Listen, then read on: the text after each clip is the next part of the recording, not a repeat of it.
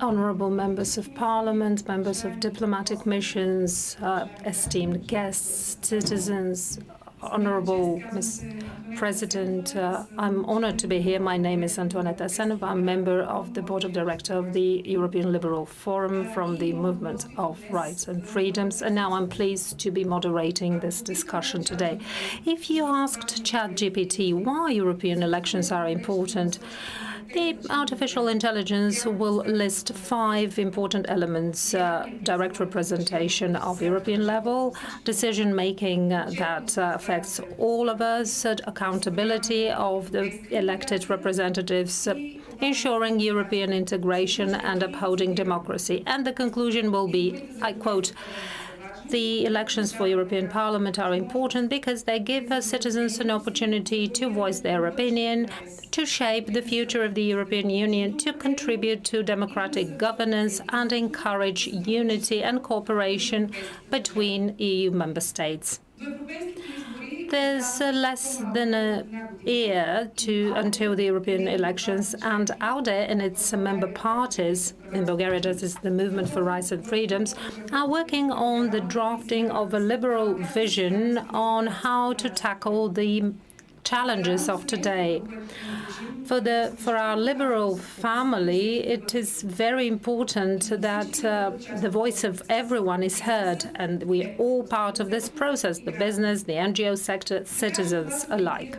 So that event today is for all of you, free and active citizens of Bulgaria. We're here today to hear your voice, your concerns, your ideas and your feelings about what United Europe should look like and a fully integrated Bulgaria.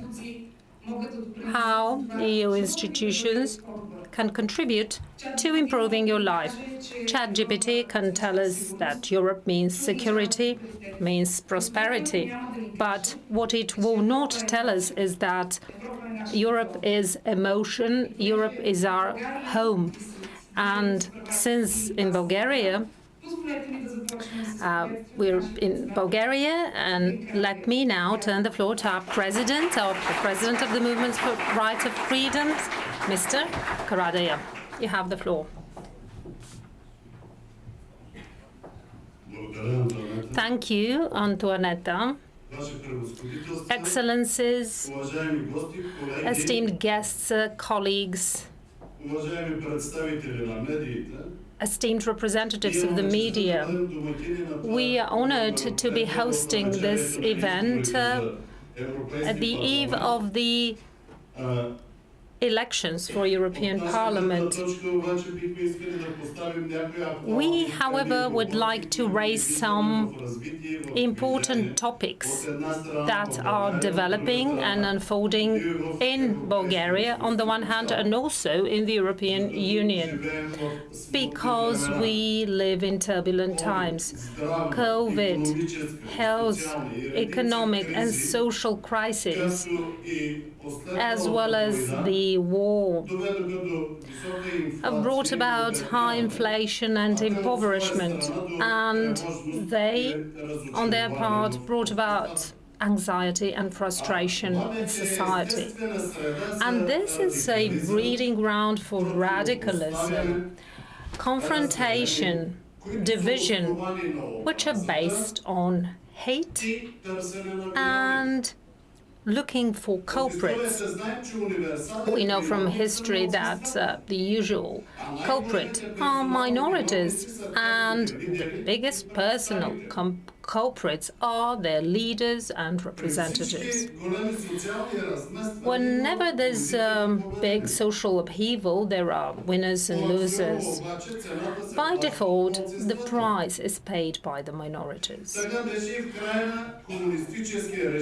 It was like that at the end of the communist rule in Bulgaria. The attempts for forceful assimilation in the period 1964-1989 are the reason why Dr. Ahmedov set up an illegal organization in 1985 under the slogan "Fight without weapons. In 1986, Dr. Dogan and his followers were disclosed and they were sent to prison and concentration camps. The fight continued from the prisons, and from there, under the leadership of Dr. Dogan, the peaceful protests of Turks and Muslims were organized in May 1989. The communist rulers took out to the streets with tanks and Kalashnikovs against Turks and Muslims. Despite the victims and the forceful deportation in the span of only 2 months of over 360,000 Muslims, the communist regime fell in November 1989, and it was then when the whole world expected an interethnic conflict in Bulgaria, because all the conditions were there. Under the leadership of Dr. Dogan, the movement of rights and freedoms was formed under the slogan "No to retaliation, yes to tolerance and togetherness."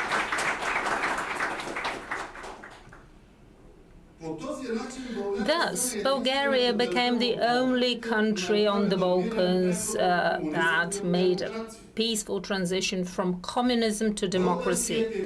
The Bulgarian ethnic model, which was designed by Dr. Ahmed Dogan, which is based on tolerance and togetherness, became the only convertible political product of Bulgaria.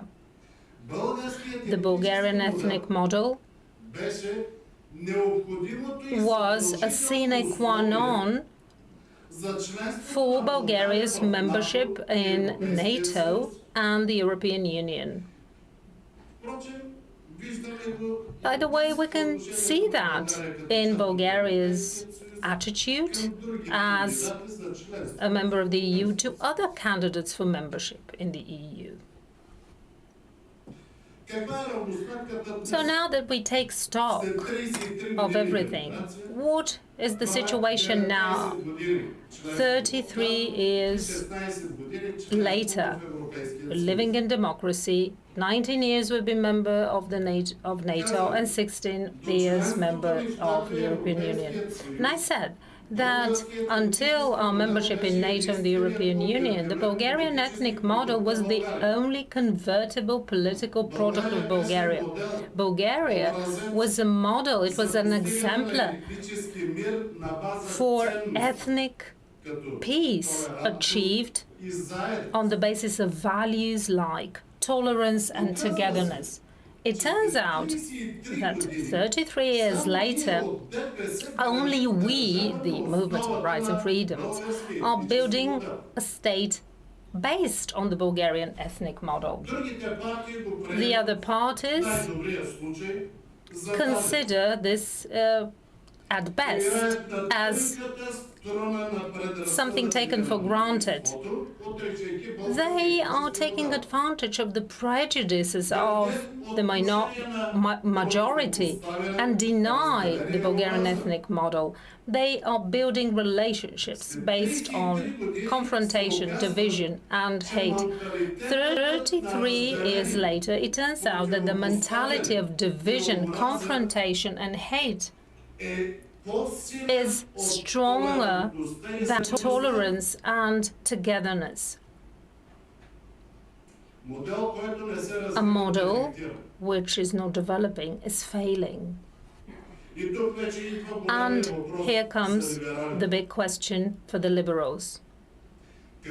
What response will we liberals give for the development of this model, the model of tolerance and togetherness? We liberals, do we have a model to solve interethnic issues and conflicts? We liberals, Do we have a clear concept of effective resistance to radical populists who spread hate in our societies? And there are other questions. Is there a crisis of tolerance? Is there a solid basis of tolerance in a social and cultural sense?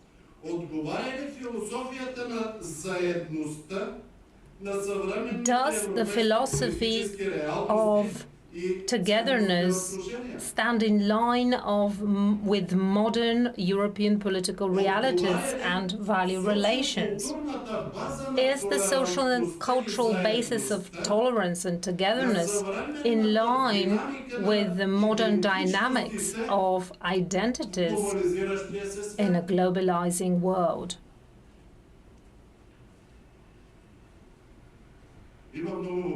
There are many questions. The global order is at a crossroads between democracy and authoritarian regimes. We are witnessing populism that counts on lies, confrontation, division, hate, coercion, censorship in order to restrict political, civil, and human rights and freedoms. We can see growing disappointment with democracy and more attraction to radical efficiency. On the other hand, we are emphasizing the link between man and citizens on the one hand, and community, state, the European Union on the other. We are all part of some community, local, national, European, ethnic, religious, or other. We will be a strong community only if we all have the feeling that we are justly represented based on equal opportunities, regardless of our background. And is it so in the European Union? And is it so in Bulgaria after 33 years of democracy and the Bulgarian ethnic model? Or it's rather the denial of the Bulgarian ethnic model? And to conclude, today it's important to answer the urgent questions honestly and openly. This is so important when we know that peace and democracy are fragile and they have to be protected. It's important to say honestly and openly, if our model, the Bulgarian ethnic model, has failed, we have to say what model we will have to move on. Thank you very much for your attention. So this is just food for thought.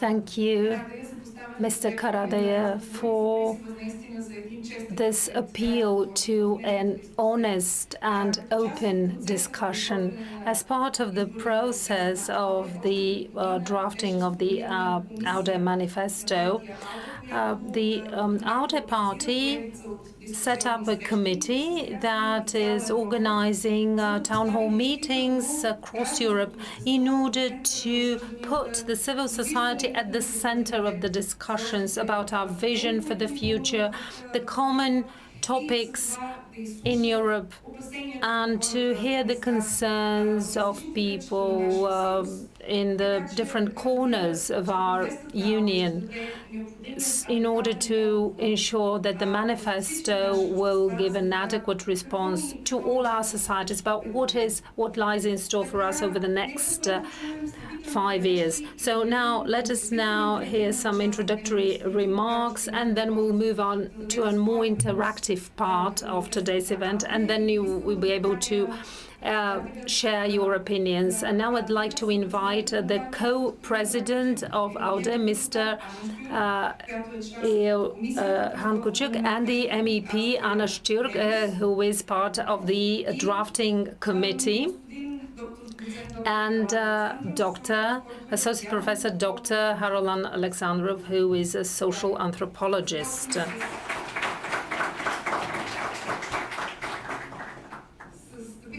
So we'll start with the opening remarks of Mr. Ilhan Küçük, co-president of ALDE.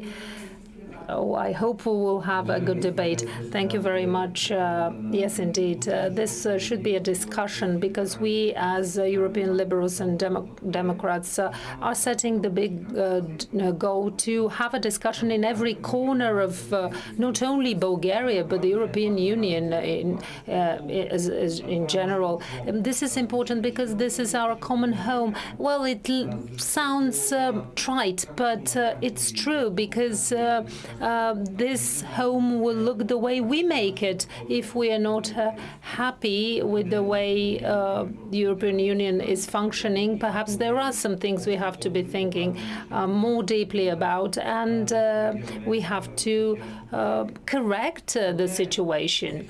I think that the classic dilemma that is always set at before the election is the national against the European. There will always some groups that will say the member states should be setting the rules, they should be setting the regulations, they should be making the important decisions, and on the other hand, the European Union, some say that the European Union should have a higher and stronger role, and this is happening during the war. Some people said that Europe will go out of the war weaker because there was difficulties with the COVID pandemic. But then about the war, after 70 years, for the first time, there is a war on the European continent, and this can be considered as a failure of the European architecture of security, and Russia was part of it. But all ideas to claim that the European Union will be weaker than before, this is not true, because we could see that the European Union has its response. The previous election campaign, there were topics like a green economy, green transition, more sustainable systems, and the Western society was the dominating actor. Now the topic of security is brought back to the agenda. So when in this situation, the security is, of course, an important issue. We will be discussing the issue of the European army. We'll be looking for common solutions, how to overcome political differences within the European Union. And there's no easy answer. It's very difficult when we have so divided societies and so all these mechanisms with the Council, the member states, the Parliament. It's difficult to find a common solution. But the other thing that was working is not working now, because you see, when Viktor Orban wanted more money, he insisted on that to get this money. At the same time, his ideas delay the growth of the European Union. But when we talk about, if we think about Kissinger and his question, if I have to make a phone call, who I should call, will it be Ursula von der Leyen or Roberta Metsola or the Chancellor of Germany, the President of France? The European Union has not found an answer to this big question, and I think that is why it's very difficult to have a strong geopolitical role, because in order to have a strong geopolitical role, this means reformed institutions, and then we can find our place. So this security will be a key issue for the European Union. But of course, it goes hand in hand with more independence. More security means more independence, bigger steps in the global issues of the European Union. And this can happen when we find ways to secure food supplies and find European solutions to that. Also, provision of medical capacity, strategic raw materials. And you realize what happened during the COVID pandemic. So it's important to produce in Europe and to use the products here in Europe, and at the same time, Europe can make its big contribution globally. Otherwise, Europe will be also accused of doing too little, too late, and it will be accused of not giving its big contribution to the resolution of the big challenges. It's a very important debate here in Bulgaria, because over the years we have been thinking about EU affairs as something added away from us. We are not making a decision. We're not making decisions. That's the way we think about it. We have our Prime Minister. We have Minister of Foreign Affairs.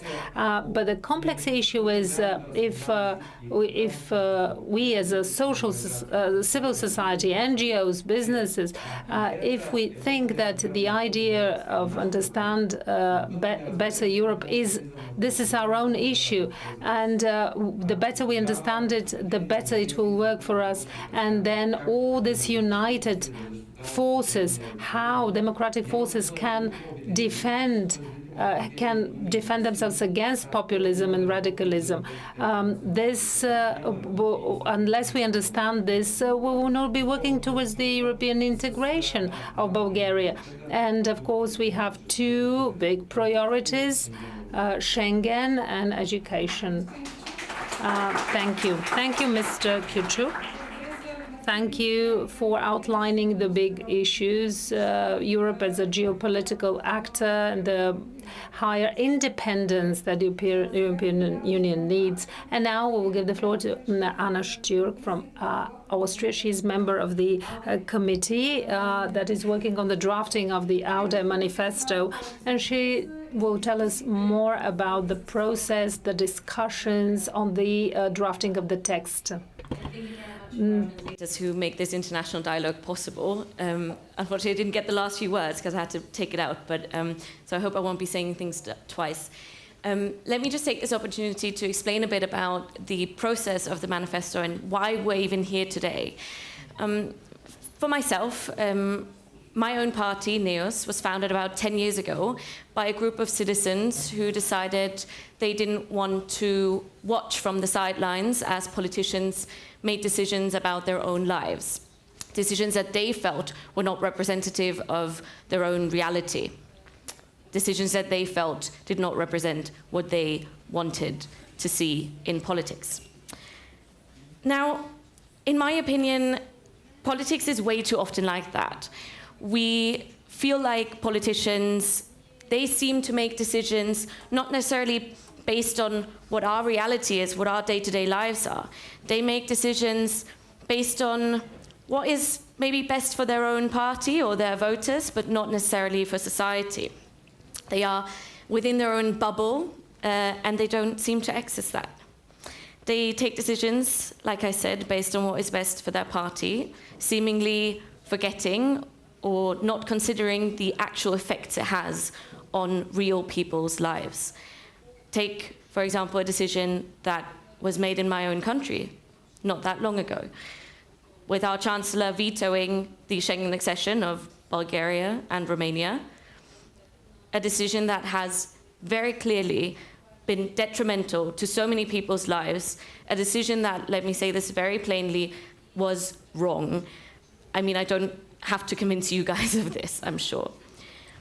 But way too often politics is like that. It is its own little bubble. Way too often it's politicians standing on podiums like us, wanting to be listened to, expecting you to listen to them, but not ready to listen themselves. Now, that is not the kind of politics that we as liberals want to do. That is not what we understand politics to be. Instead, politics should be the place where we as a society come together to decide what we want our community to be like, what we want our future to look like. And that's why we're here today. Like Ilan said, Europe is all of our businesses. It is our own issue. And that is why I am very grateful for each and every one of you who's come here today and made it possible for us as the ALDE Manifesto committee, not just to be sitting in our own little bubble, writing down what we think is right, but actually hearing your thoughts, your ideas, your needs, your wishes, so that we can represent them in what we bring forward to the European election. So what actually is this manifesto and why is it so important? This manifesto will not only guide us during the election itself, but it will actually be the basis for many decisions made by ALDE over the next 5 to 6 years. It will be the basis on which we go to other European parties and discuss what has to happen in the European Union. So I hope you can see why it's actually such an important document and why it is so important to us that it's not a document written up by politicians, but a document representing European citizens and European people. So if you look on our beautiful slides, you will see because it's such an important document, this has actually been an ongoing process. Last summer, we started by setting ourselves a framework, an agenda. We started to get in contact with our member parties to set these priorities that we really want to discuss during our process. In the beginning of this year, we then invited experts to talk to us, to give us their perspective on the current issues of the European Union and of the European citizens. We are now, as you can see, in June, where it is important to us, as Antoinette has said before, to bring in your view, to bring in citizens' voices, to bring in the people's ideas. So we are holding 8, possibly 9 town halls across Europe, where, just like here today, we want to hear from you, we want to listen and not just speak. Hopefully, by the end of this summer, we will then have a full draft, and next year, we hope to adopt it with all of our member organizations, making it this important basis, not just for our election, but for our actions over the next years. We want it to be an inclusive process, not for the sake of it, but because we believe it is important to have participation and to hear different opinions. So we don't only talk to our member parties, we also talk to other stakeholders. We talk to the youth in the form of LIMEC, which is our International European Youth Organization. We have these town halls, but there's also possibility for online participation for anyone really who's interested. We've talked to experts, we will talk to policymakers, to businesses, and to other stakeholders. Now, as I've said before, we want to hear from you. However, maybe I can give you some pointers as to the topics that we've identified as very stressing and important at the moment. We see our main challenges as, firstly, an economic one. When we talk about economic development and a prosperous future for the European economy, we have to talk about energy, we have to talk about the climate crisis, we have to talk about digitalization. Because if we don't address any of these, there won't be economic prosperity. So that is something that we see as one big issue. Another challenge we see is the rights of the people living in Europe. That can be rights towards the European Union, that can be engagement with the European Union or the European processes, but also rights towards their own government. We see this regularly, countries that limit the rights of their people. This should not be able to happen in the European Union, and we need stronger devices to deal with this. And thirdly, another important challenge that we're facing, Ilan has touched on this as well, is the question of security and this ever-changing multipolar world, and I don't think I have to explain why that is so important at the moment. So this is just to be, again, a bit of food for thought, or maybe an inspiration for you to think about what is important to you. Ilan has touched on enlargement, Antonetta has as well. We know that this is obviously a very pressing and important issue, but we want to hear from you, not just do you want enlargement or not, but what does it actually mean for you? What does it mean for you as an individual? What does enlargement mean for you as a citizen of Bulgaria, of a citizen of the European Union? What are the effects? What are your wishes, your visions? Where do you want to see the European Union go? So again, I want to thank you all for coming out today, and I want to close here because, like I've said before, this is not the opportunity for us to talk, it's the opportunity for you to talk and for us to listen. So, merci.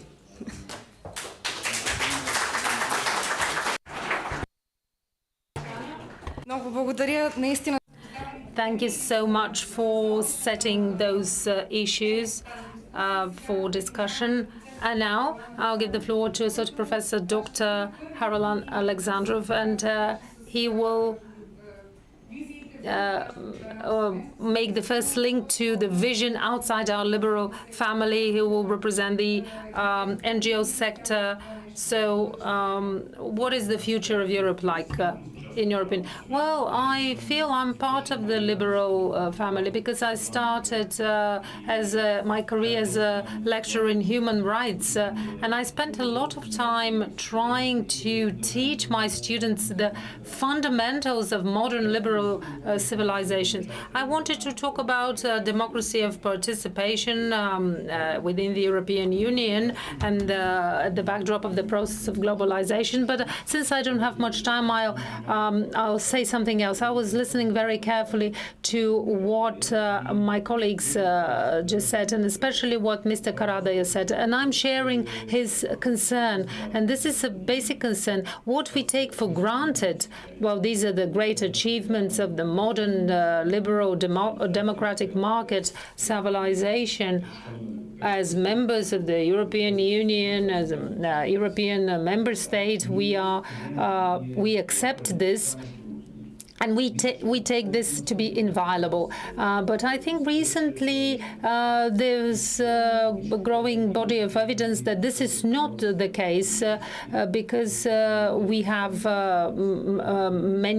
although many of those aspects are explained in a political way, but this can be explained in a psychological way too. And we have to go deep into the analysis of what is happening around us. And I think this is making us no longer think about development as something that is happening on its own towards a happier and more harmonized world. And one of the big topics is of course the Bulgarian ethnic model, and is it challenged? This is a tradition that dates back to the Ottoman Empire. The Ottoman Empire, this is the stereotype that it was it was a backward empire, a corrupt empire. But everything that we have achieved so far, this took a lot of efforts to reach this moment, and we now we believe that this will be like that forever, and this will never change. And it's not like that. By the way, one of the liberal movements on natural rights and the other ideas about the public contract, these are from the 19th century. They're very important to take into consideration because people have come to the idea that their rights should be guaranteed. And of course, this cannot happen without resistance and without anxiety. Same with this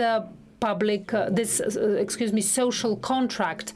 This is an example how people will get together and say, we will build a society in a natural way. And this happened at the expense of a lot of efforts and in order and this is how we have a parliament now, and at the same time the regress of in parliamentary culture in Bulgaria at that backdrop is very concerning, is very worrying, because human nature is not liberal, it's primordial, it's patriarchal, even primordial, and people spontaneously they form tribes, groups, based on some common features, but usually, most often, on the principle of difference and the idea of inclusiveness, which is a fundamental idea in your manifesto, and participative democracy.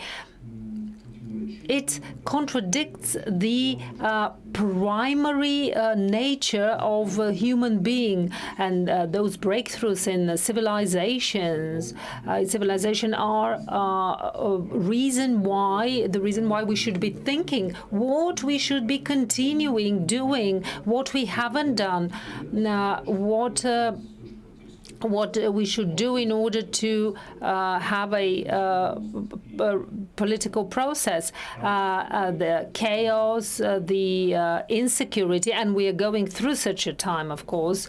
This is something that we never expected would happen in this way, but it did happen, and we have to learn to live with it.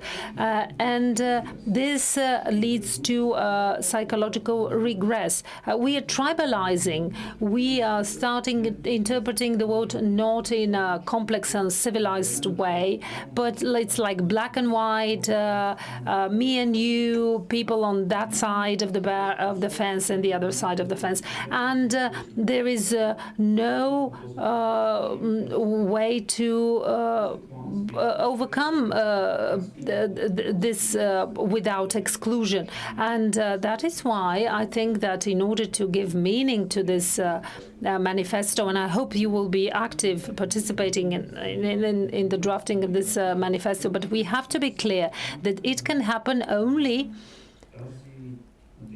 within the limits of those achievements that many people before us, with the cost of victims and sacrifice, they managed to achieve all this.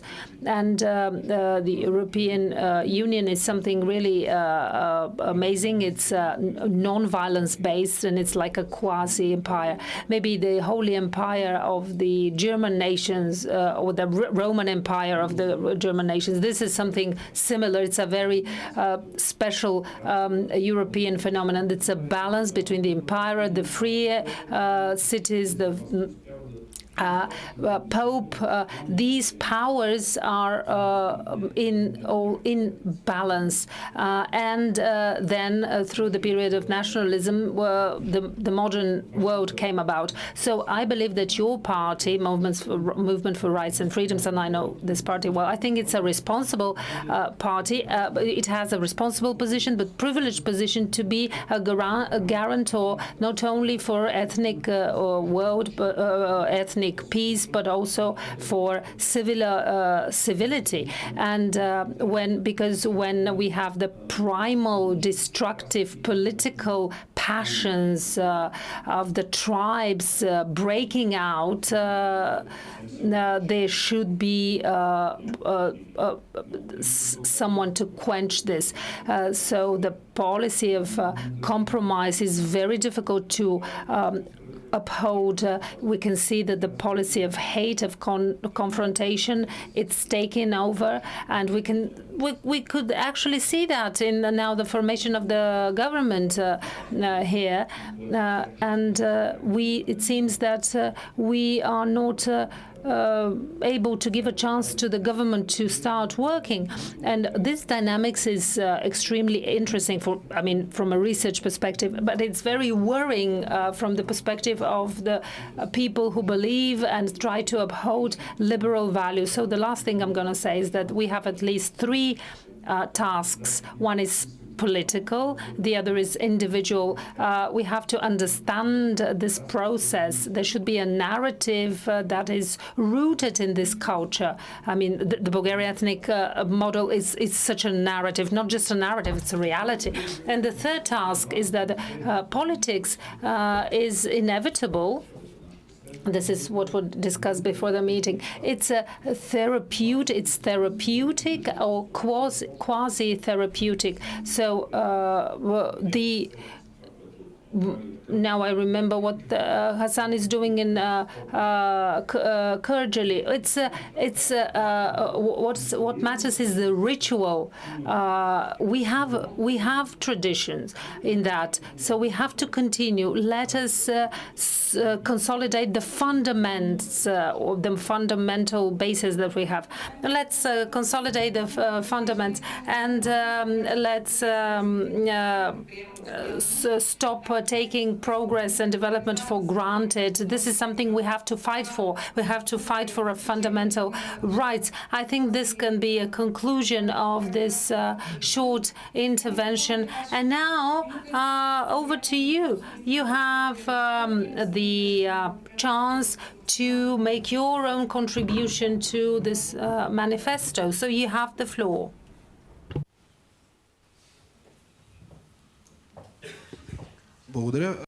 Thank you.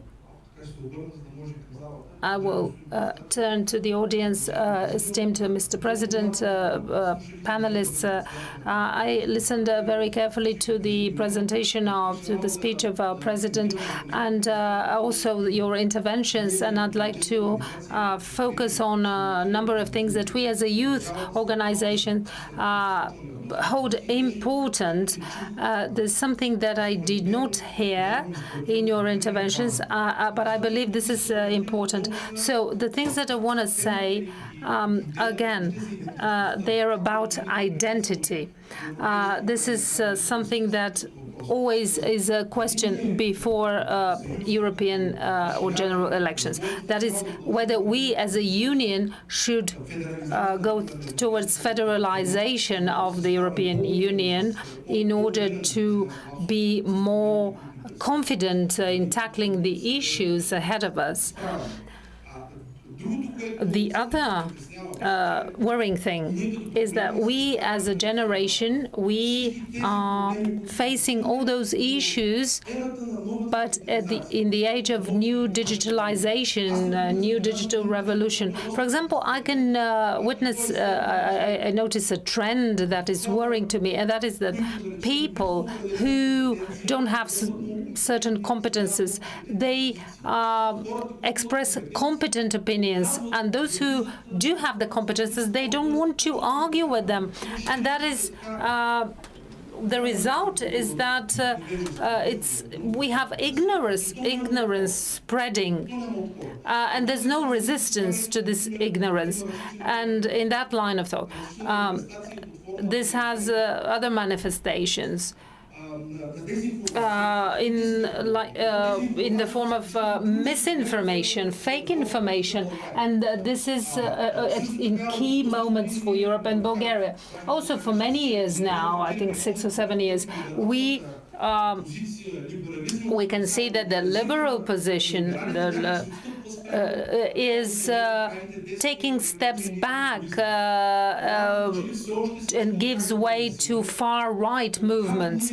How can we address this? How can we as liberals, with our pragmatic, and I think it's the right position, how can we confidently defend our positions, our ideas, the future of development of Europe and Bulgaria, but we are not heard.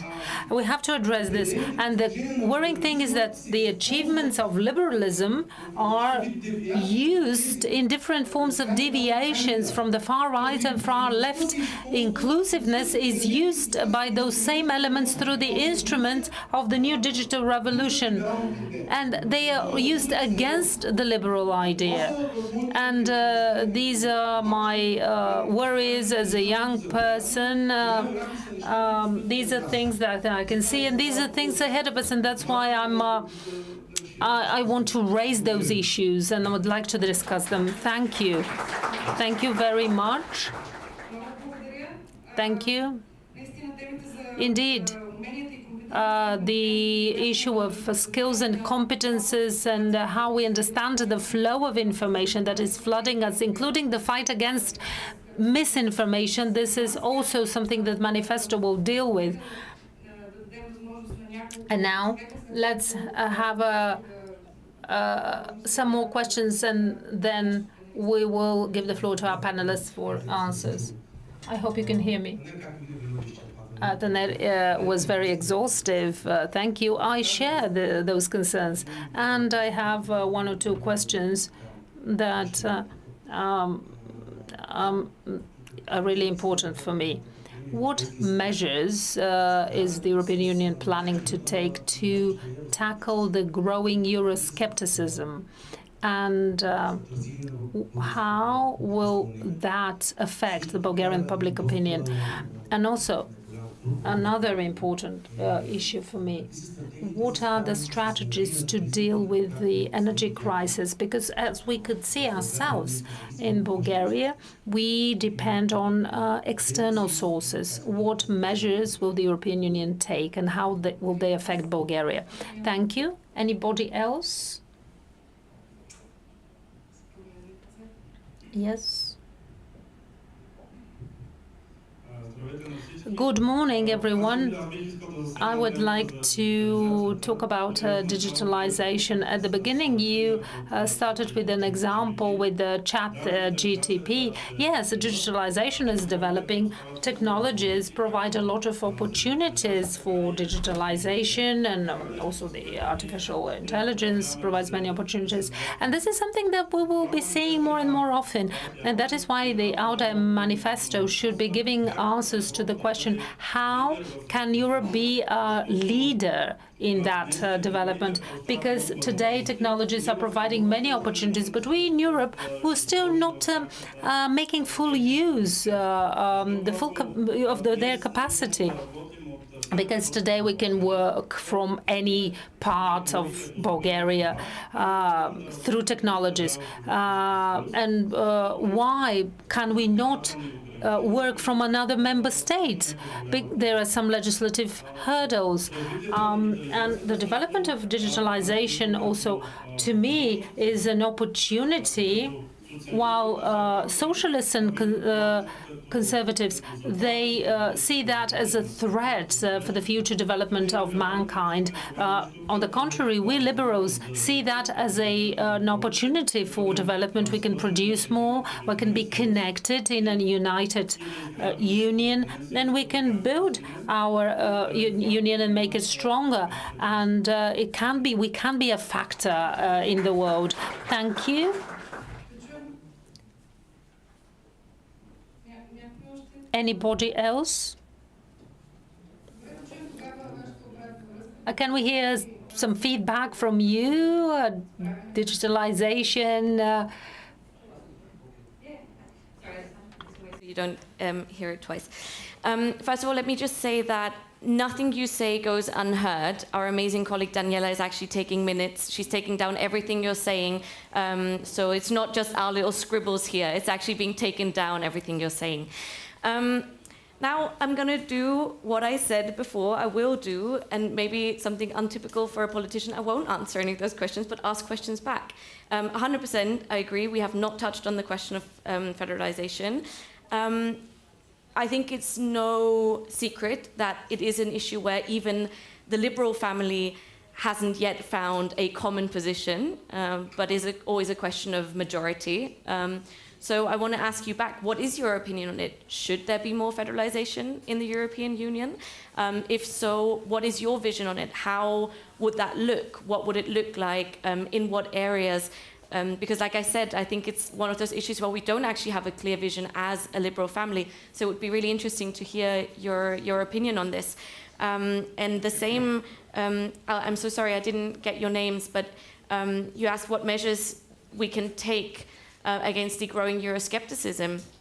I think one of the issues is that we've always been asking ourselves this question, but we are the ones who aren't Eurosceptic. We are the ones who believe in the European Union, who believe Europe to be great.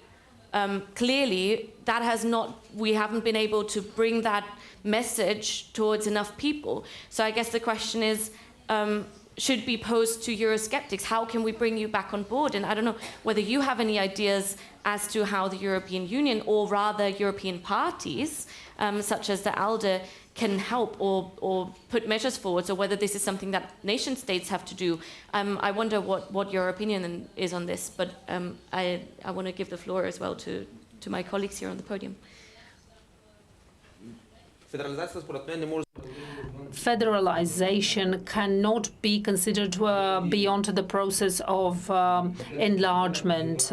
In 2003, with the declaration, we made this claim that the European Union will continue to develop. When we look back, there were not many enlargements, Bulgaria, Croatia, Romania, but then the process stopped this year. Many would say, well, this was because of the war in Ukraine, but not only because of that. The topic of enlargement is now back to the agenda of the European Union, but there are other more broader questions. Is it possible that in this institutional arrangement of the European Union, and let us be honest, this is this is an organization where it's like we are working with trade-offs. Like you say, I want the money, but and then I will abide by the rules. So we are doing more the same. Then until we enter the closed room, and then we start negotiating. And when I asked Andrej Babiš about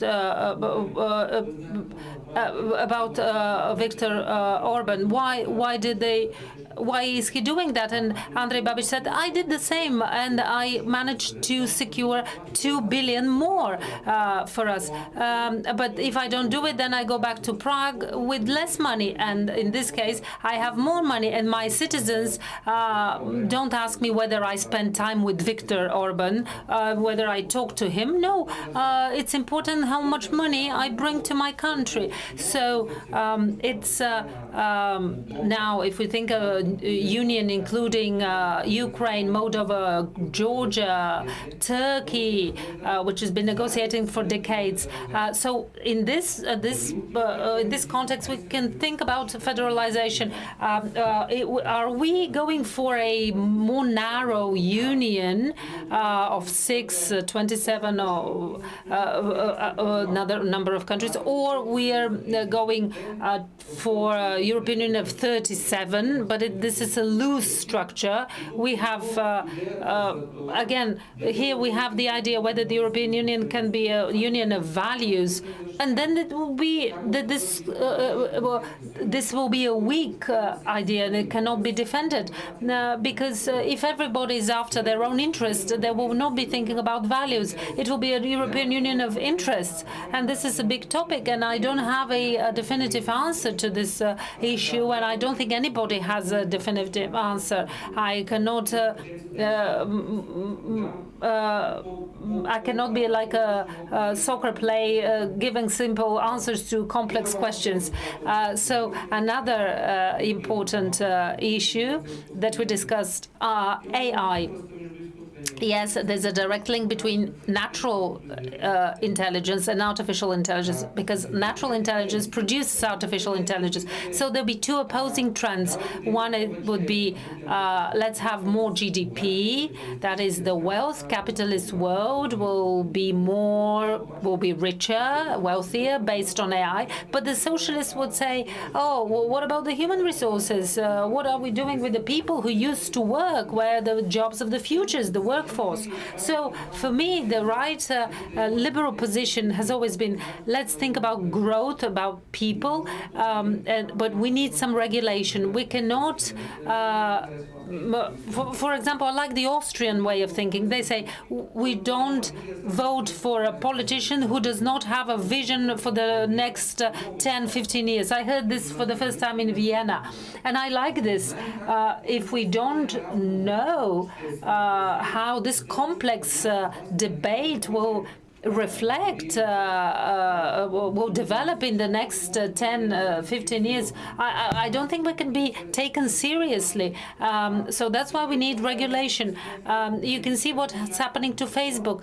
An event like this, when you put it up on Facebook, it used to have before 200, 500 likes. And what about today? This space is limited already, so we'll have 50 or 60 likes. We have limitations now, and there are regulations. There's filtering, and the political question is that because politics is a matter of confidence. I trust my bank, and I deposit my money. I trust my family. I trust my son, my wife, my mother, my father, the youth organization. It makes us a community. We have links. We can trust. But the question of questions is, can we trust AI to make political decisions? And let's go an idea further.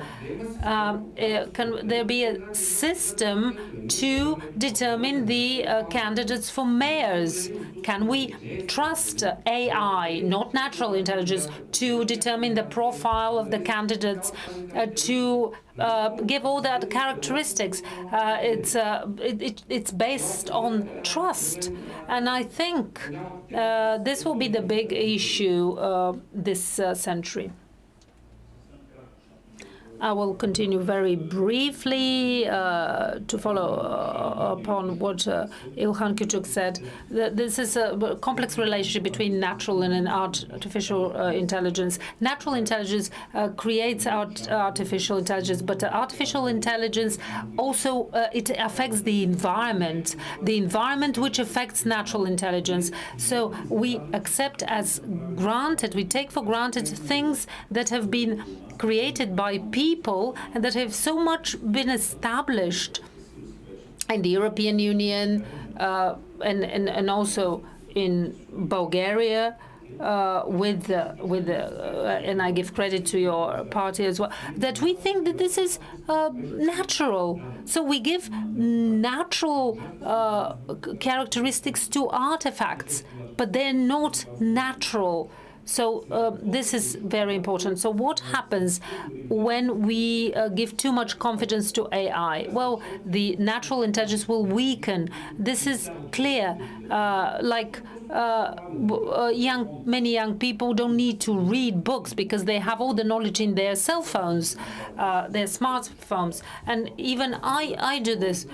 Recently, I had to write in English, and it turns out that I don't know how to spell.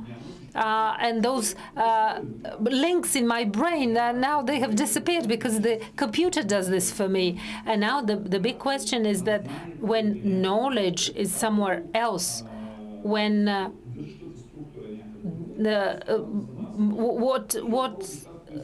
what is left for us people? Well, primary passion and emotions that start dominating our interpersonal relations, relations in our communities and politically as well. And I'd like to make a transition to your issue about your topic about identity.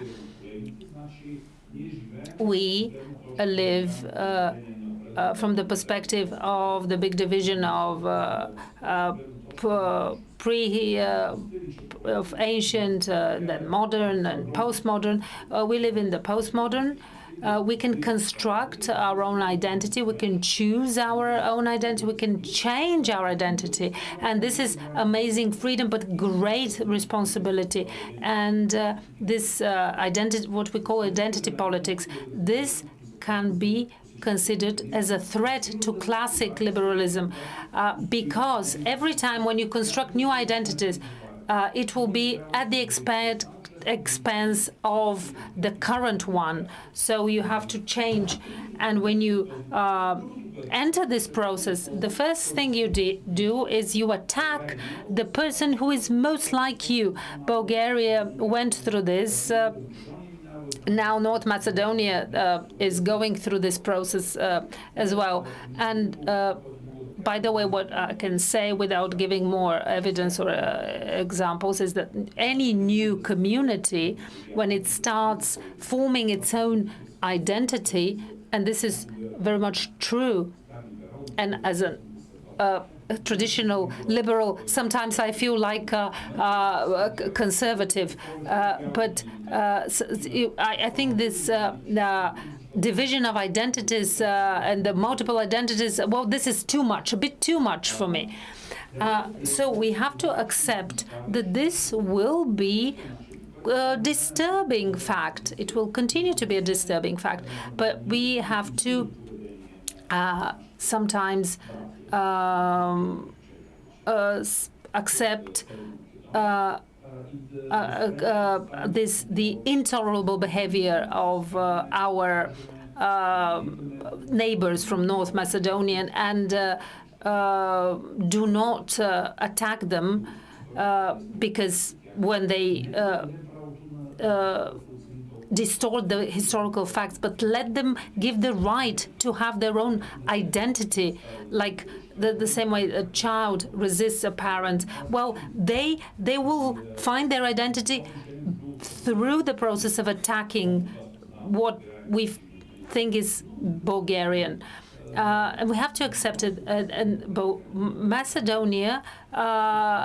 Macedonia's attitude to Bulgaria is the same as Bulgaria's attitude to Turkey.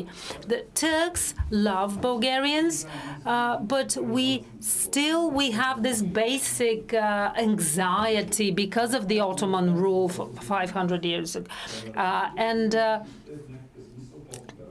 Politics, identity politics is a post-liberal phenomenon, and we should make an effort to contain it within the liberal framework. And those people will have to. It's up to us what and how we will treat those new phenomena. But I think we should continue living in the spirit of the values we have. Thank you very much. Let's go back to the citizens and their opinions. Can AI determine political decisions? What kind of Europe do you imagine? More federal or closer to local communities? What do we do with identity politics? Can we how can we achieve a more mature position to achieve to form an identity? You can voice your opinion, and everything. Notes are being taken down, so the manifesto will take this into account.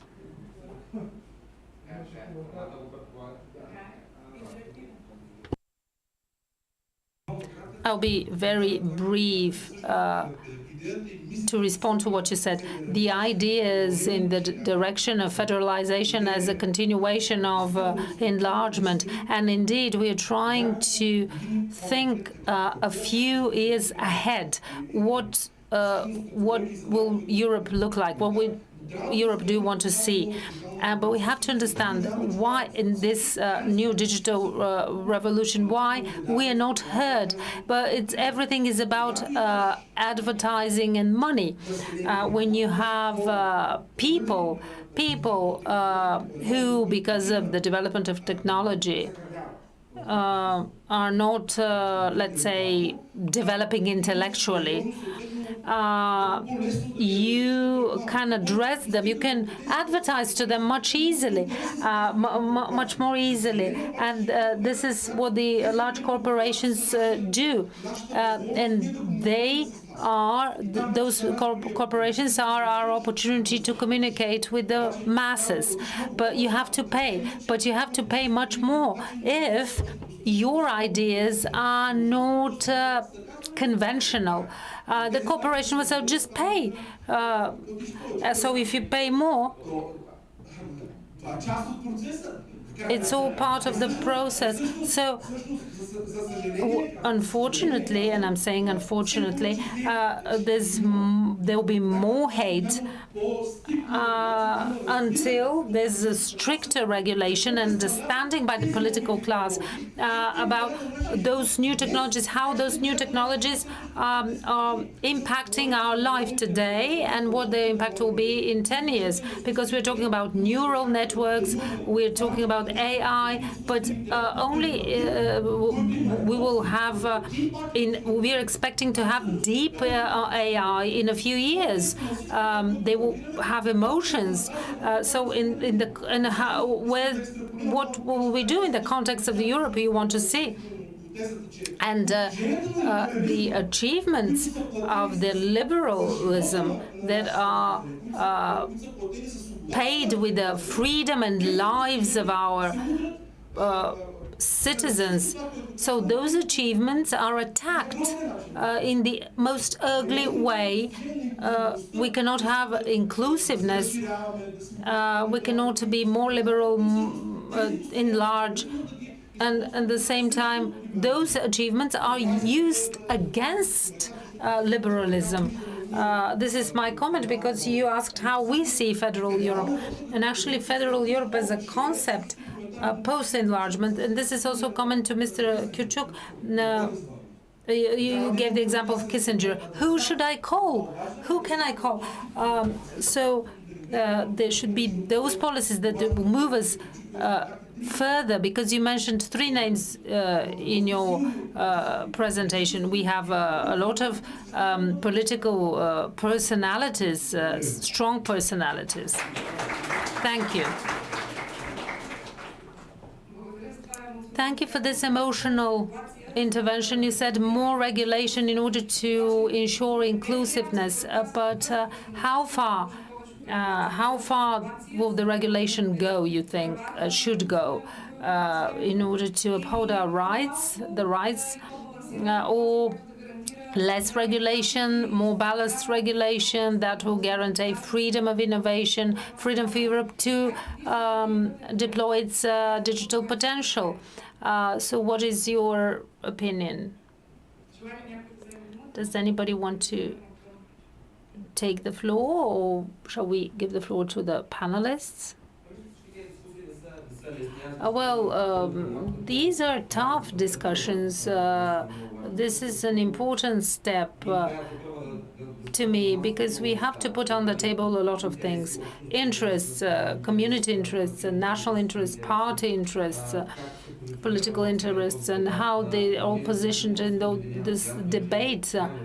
Well, it's clear that the far right and far left, they can unite without even speaking to each other, and they can undermine the fundaments of democracy.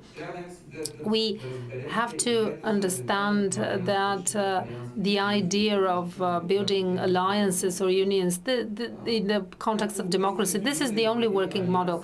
How can the European Union create an alliance against the other anti-democratic regimes when we don't have such alliances in our society? I'll give an example. If we say that, yes, democracy is not taken for granted, peace, prosperity, freedom, this has always been the European Union, this has always been guaranteed for us, but we should not be taking this for granted. And these were the expectations of our own generation when our perception was we can only have benefits from the European Union, and we'll be like the Germans. We'll have better income, better cars. We'll all drive Mercedes cars, and this was part of our imagination. But it happened that this is not happening.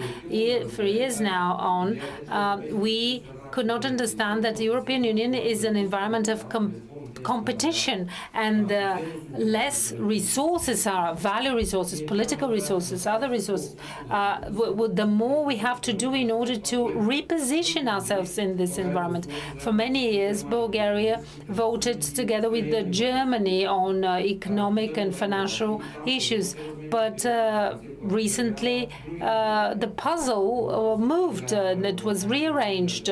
Now we have France and other countries. If you ask me, the issues of Bulgaria are like the issues of Italy or even France, Romania, Spain. They're southern problems. We have a richer class. We have very small middle class and depopulated regions. And these are trends that are seen in the southern countries. And was it worth the effort? This collective, how can, perhaps we should see how Bulgaria can reposition itself in line with the southern countries. But this should be an effort of the state. That's why Wiseman said that decisions are made here, but they are defended outside. And perhaps this will be the end of my comment.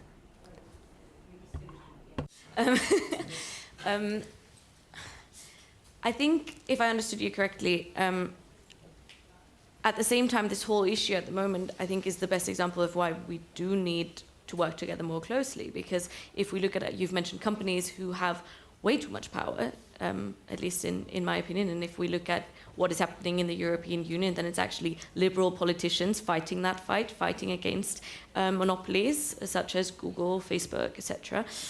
However, you're right, they have scary powers, unlike we've seen before. And in my opinion, and this is something we're looking at in the Manifesto Committee as well, is that question of how can we make that process of, for example, regulations, of taking decisions as a group more effective. And I mean, we've seen the outcomes of, for example, the Conference on the Future of Europe. This has been an issue that was raised there as well, the question of unanimity, etc. So I think, and I'm not sure whether you meant it in kind of a timeline, but I think it isn't necessarily a question of we need more regulation first and then we can talk about federalization. I think this is something that has to go hand in hand, because only as a strong union, as strong as we can possibly be, can we stand up to those companies. Because as individual countries, we don't have a say. I mean, I come from a very small country. No one cares what Austria does. We don't have any economic power. We don't have any political power. We need to stand together. So I think the interesting question is, how can we transform Europe now so that we can make things like regulations more easily available or more possible? But at the same time, I think you raised an interesting point, and maybe this goes back to the comment on Euroscepticism. How can we bring Europe more together in a time now when people are so divided, when the far right, the far left are so powerful, are literally just grabbing people's attentions, are grabbing people's opinions?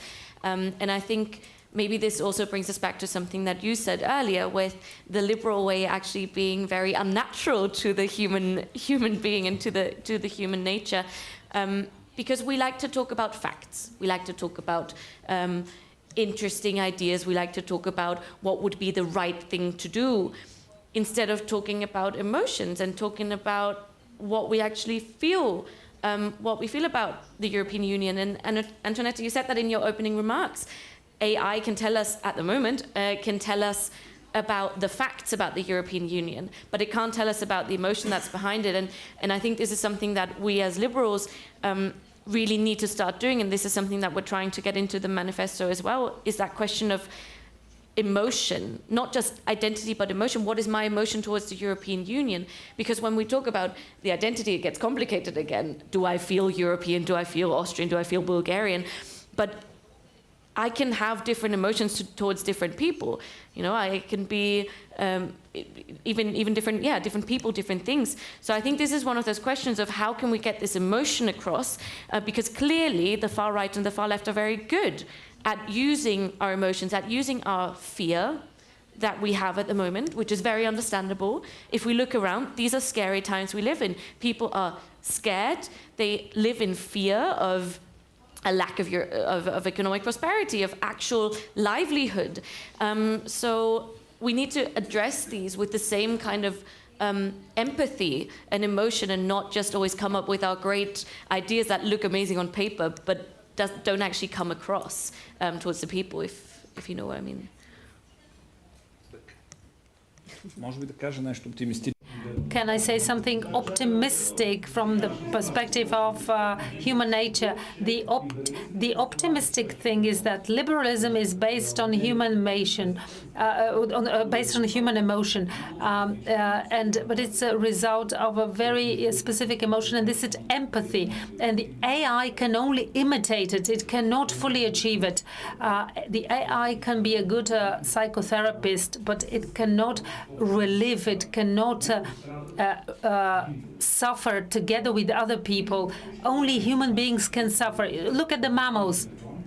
The neurons through which empathy is possible, they have it. Dogs have it. Dogs can empathize. Our bodies, when our bodies suffer, they get ill, they die, and this is actually our big advantage. This makes us people, human beings, this makes us being able to empathize, and this gives us biological evolution fundament to liberalism. But this is something to connect to the other person as a suffering being, and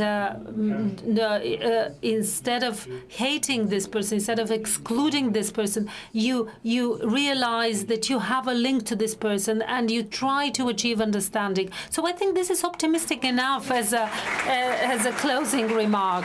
Thank you so much. Thank you very much for this discussion. And before we say goodbye, please ask yourselves this question: what can Europe make for me, can do for me? What can I do for Europe? What are the key issues that Europe can help me solve in my place where I live? And if I can do one improvement here in Bulgaria, using all the opportunities of Europe, what would it be? And how can we do it? We can... On the website of the ALDE Party, there is a section on the ALDE Manifesto, so you can write there. You can write your opinion, your views. Thank you so much, and have a great day. Английский.